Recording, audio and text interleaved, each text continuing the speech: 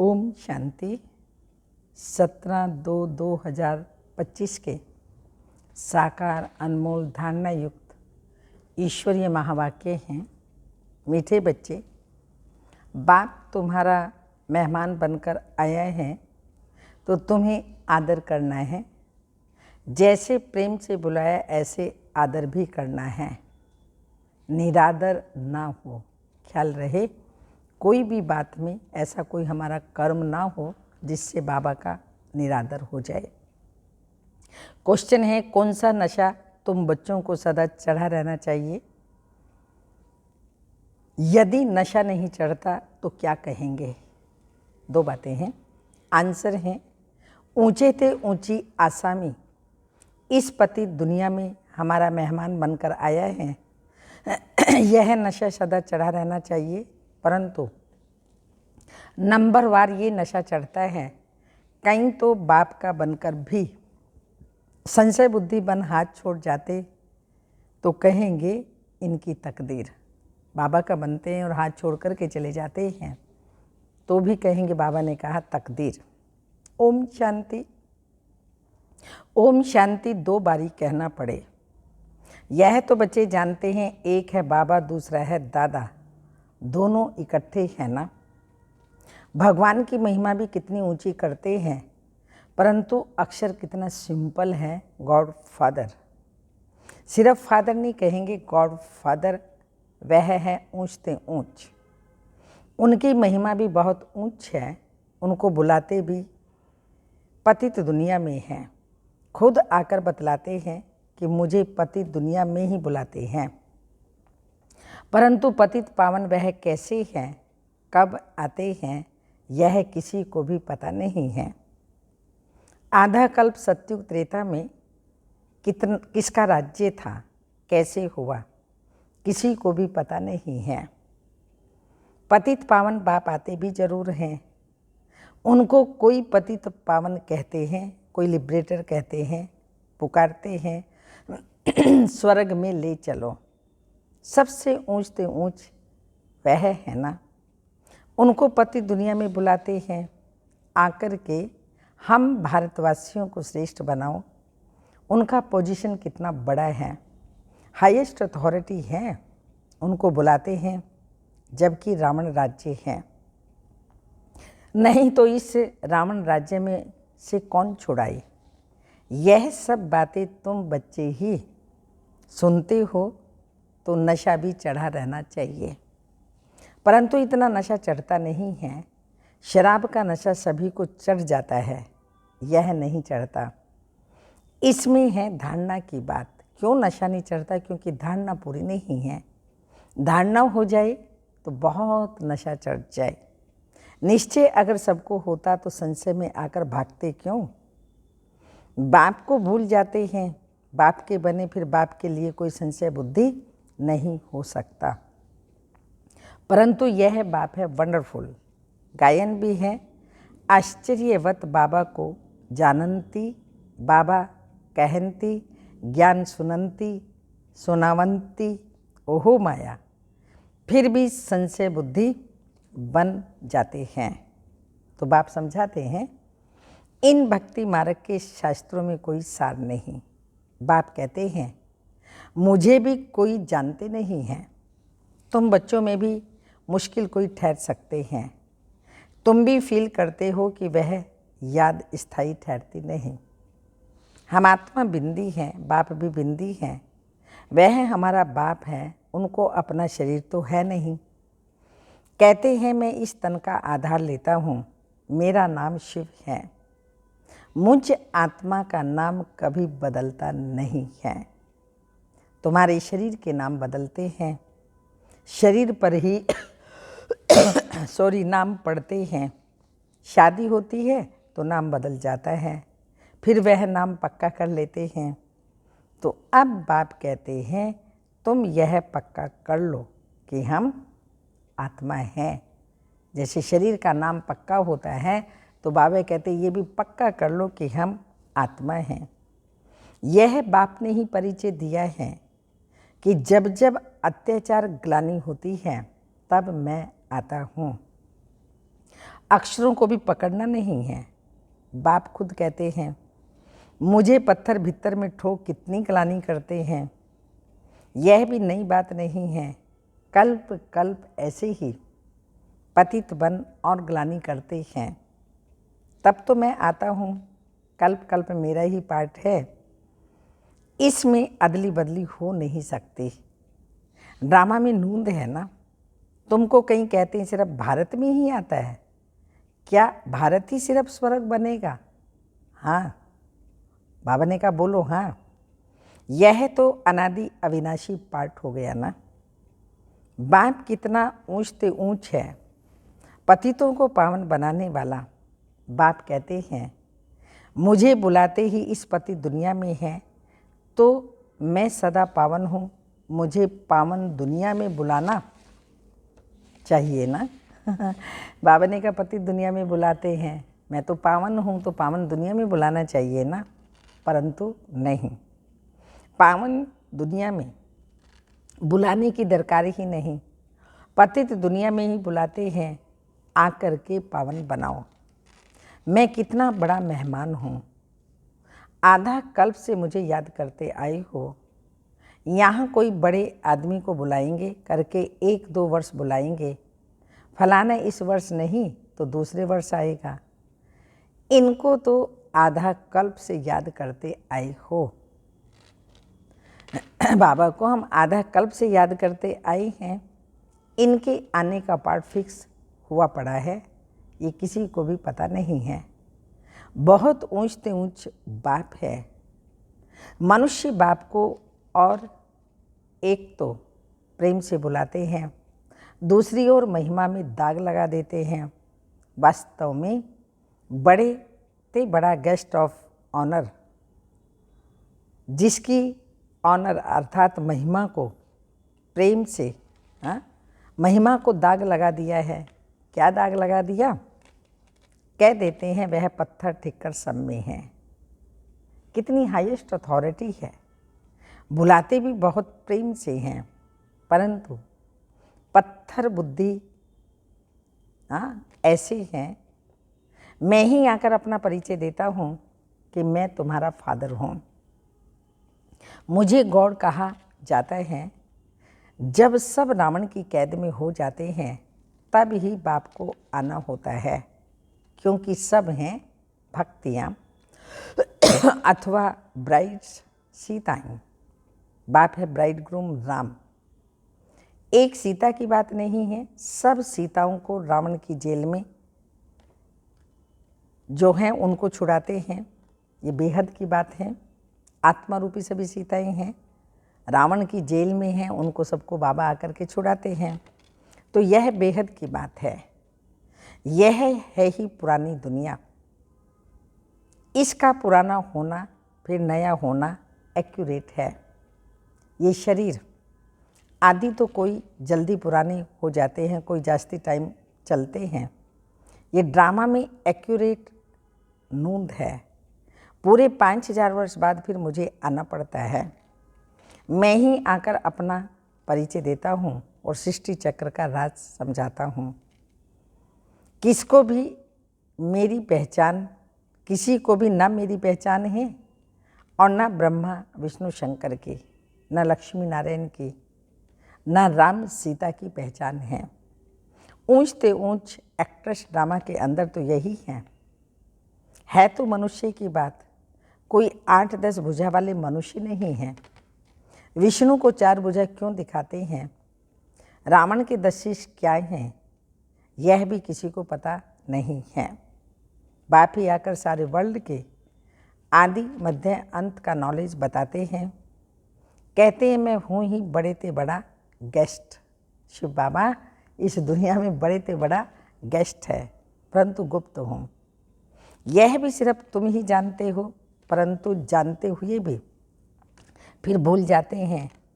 उनका कितना रिगार्ड रखना चाहिए, उन्हें याद करना चाहिए। आत्मा भी निराकार, परमात्मा भी निराकार। इसमें फोटो आदि की तो बात ही नहीं। तुमको तो आत्मनिश्चय कर बाप को याद करना है, देह अभिमान छोड़ना है। तुम ही सदैव अविनाशी चीज को देखना चाहिए।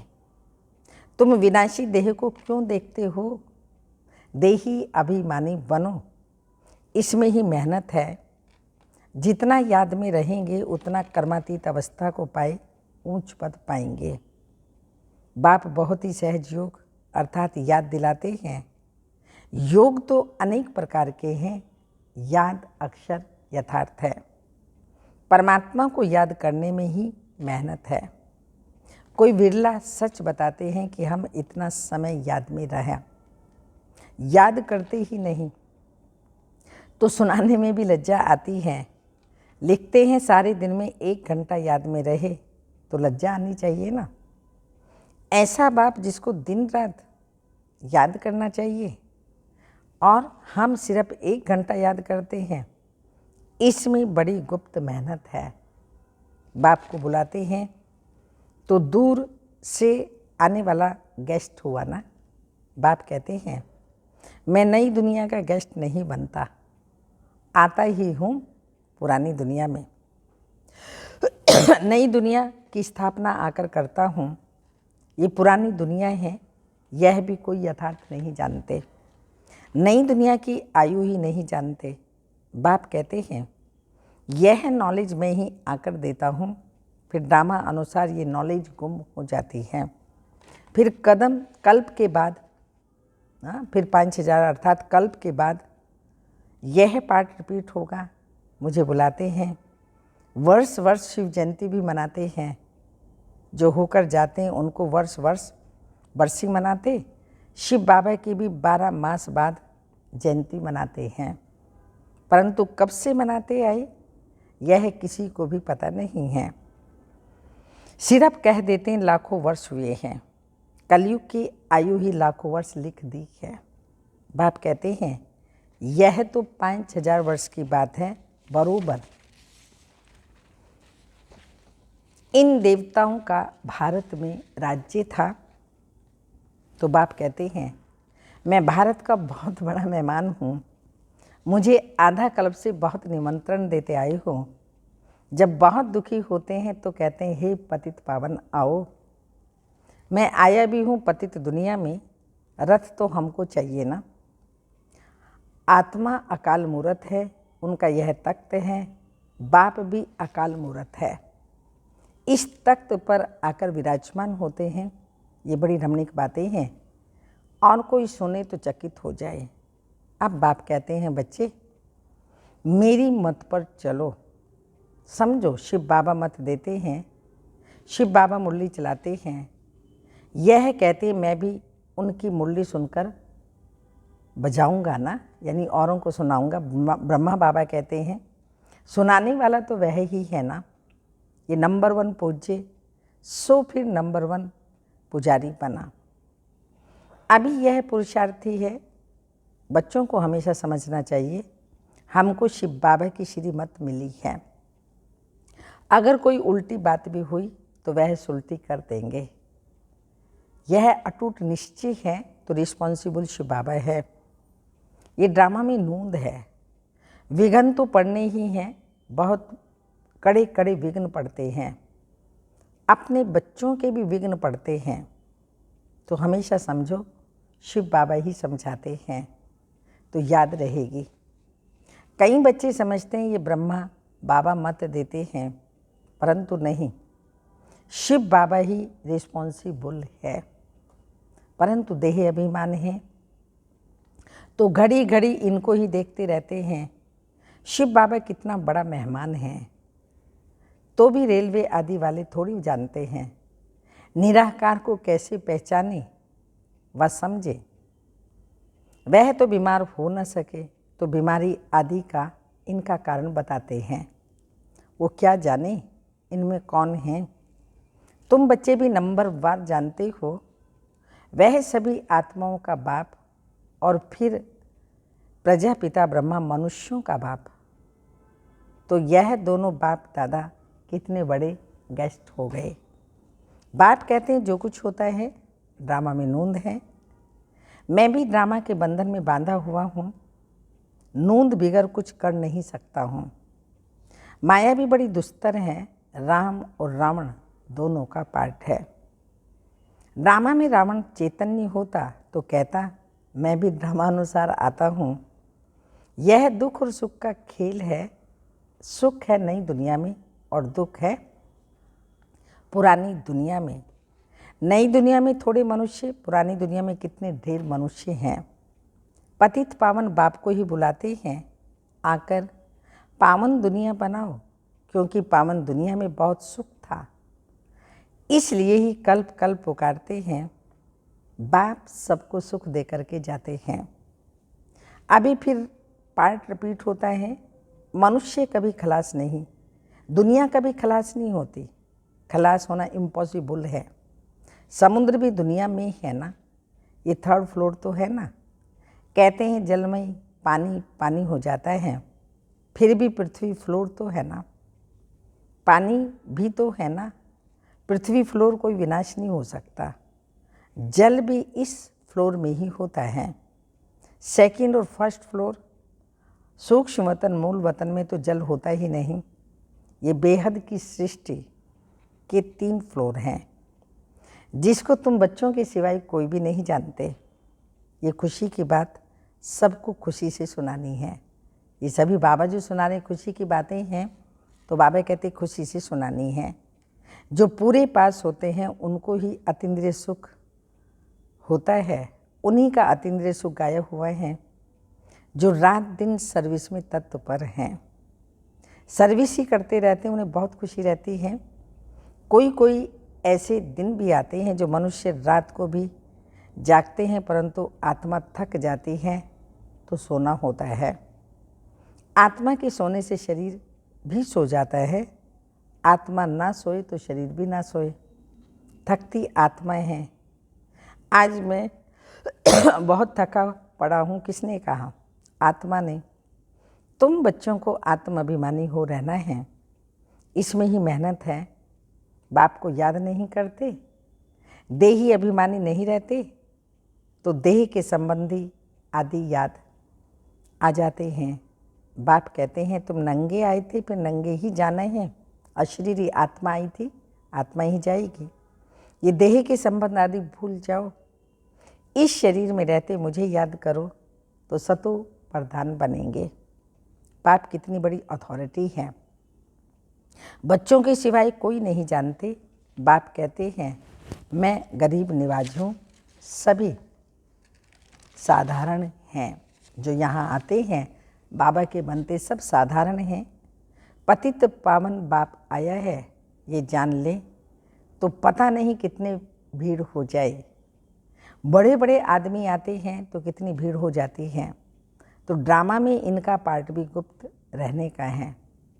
आगे चल आहिस्ते आहिस्ते प्रभाव निकलेगा और विनाश हो जाएगा। सब थोड़ी मिल सकते हैं। याद करते हैं ना, तो उनको बाप का परिचय मिल जाएगा, बाकी पहुंच नहीं पाएंगे। जैसे बांधेली बच्चियां मिल नहीं पाती हैं, कितने अत्याचार सहन करती हैं, विकार को छोड़ नहीं सकते। कहते हैं सृष्टि कैसे चलेगी? अरे सृष्टि का बोझ बाप पर है कि तुम पर है? बाप को जान लेवें तो फिर ऐसे प्रश्न ना पूछें। बोलो, पहले बाप को तो जानो, फिर तुम सब कुछ जान जाएंगे। समझाने की भी बड़ी युक्ति चाहिए। अच्छा, मीठे मीठे सिक्के लदे बच्चों प्रति माता पिता बाप दादा का याद प्यार। Good morning, diamond morning. रूहानी बाप की रूहानी बच्चों को नमस्ते। हम रूहानी बच्चों की रूहानी माता पिता बाप दादा को याद प्यार, गुड मॉर्निंग, डायमंड मॉर्निंग, ओम नमस्ते। धारणा के लिए मुख्य सार हैं सदा ही हाईएस्ट अथॉरिटी बाप को, बाप की याद में रहना है। बाबा हाईएस्ट अथॉरिटी हैं तो बाप की याद में रहना है। विनाशी देह को न देख देही अभिमानी बनने की मेहनत करनी है। याद का सच्चा सच्चा चार्ट रखना है। 2nd पॉइंट, दिन रात सर्विस में तत्पर रह अपार खुशी में रहना है। तीनों लोकों का राज सबको खुशी से समझाना है। शिव बाबा जो श्रीमत देते हैं उसमें अटूट निश्चय रखकर चलना है। कोई भी विघ्न आए तो घबराना नहीं है, रिस्पॉन्सिबल शिव बाबा है, इसलिए संशय ना आए। वरदान। श्रेष्ठ वेला के आधार पर सर्व प्राप्तियों के अधिकार का अनुभव करने वाले पद्मा पदम भाग्यशाली भव। स्पष्टीकरण।